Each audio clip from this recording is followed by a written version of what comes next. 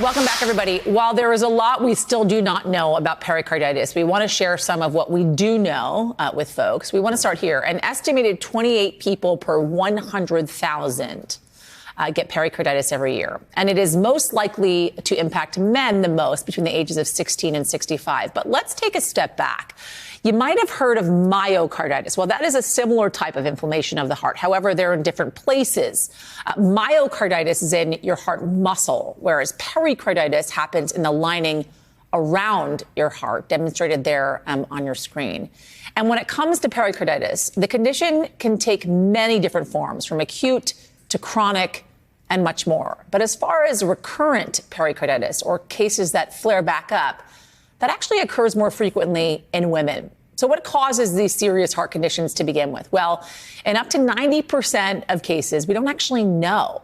However, we do know various infections, from viral to bacterial or even fungal, can cause pericarditis. That's not to mention autoimmune diseases or an injury to the chest. I want to turn now to our experts to talk more about this. Dr. Alan Klein, a Cleveland Clinic cardiologist, and Dr. Martin Lewinter, a University of Vermont cardiologist as well. Welcome to you both, guys. Thank you so much for joining us on this.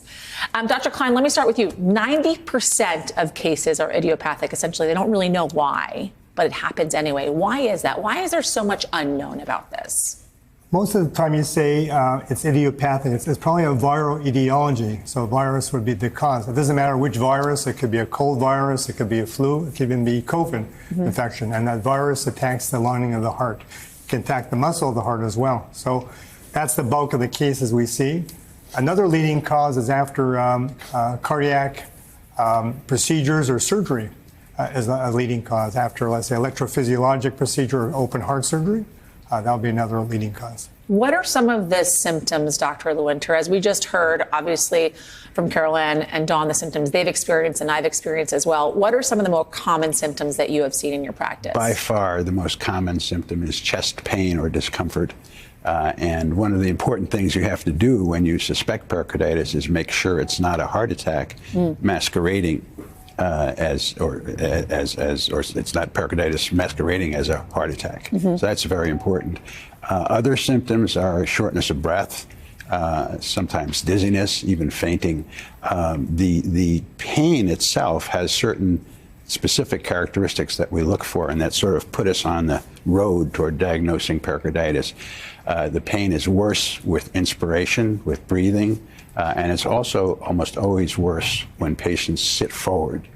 I'm sorry, recline. Yeah. It gets worse when you lie down. So it's interesting because I was misdiagnosed, Dr. Klein. They have versions of those stories as well, either misdiagnosed or not diagnosed at all. Why does that happen so often, it seems, in the medical community? And also, what are the diagnostics for pericarditis if someone is walking into the emergency room with these types of symptoms and they don't know what's going on?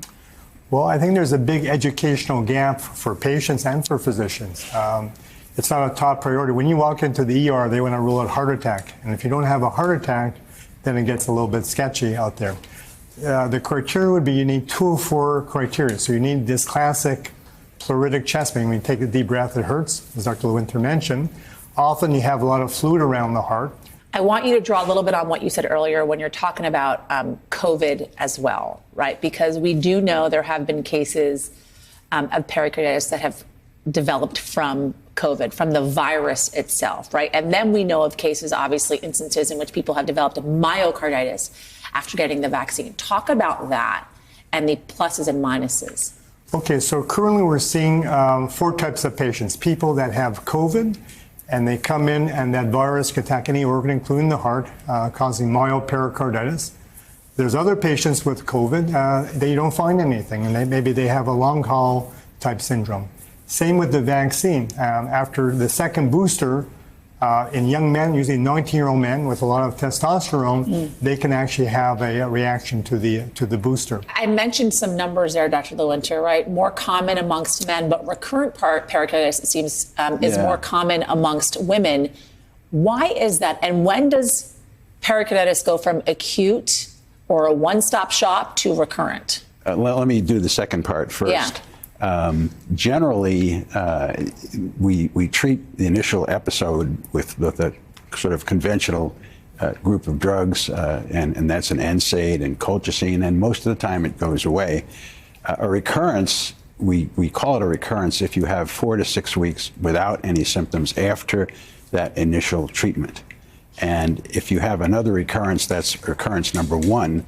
Most patients who have one recurrence ultimately do okay, or at least a good number of them. But once you're beyond one recurrence, that's really where the problem is. And those people are going to have, you can tell at that point that you're in for a bit of a long haul trying to treat these folks. Why do women have more recurrent pericarditis is a mystery, basically. Despite the fact that more men have an initial episode. So I don't think anyone knows why. One possibility, though, which I think Dr. Klein and I have discussed, is that women are smarter than men. We all know that, right? We know that, yes. And I think they do more research. I think they're less inclined to try to tough it out, whereas men, gotta do that.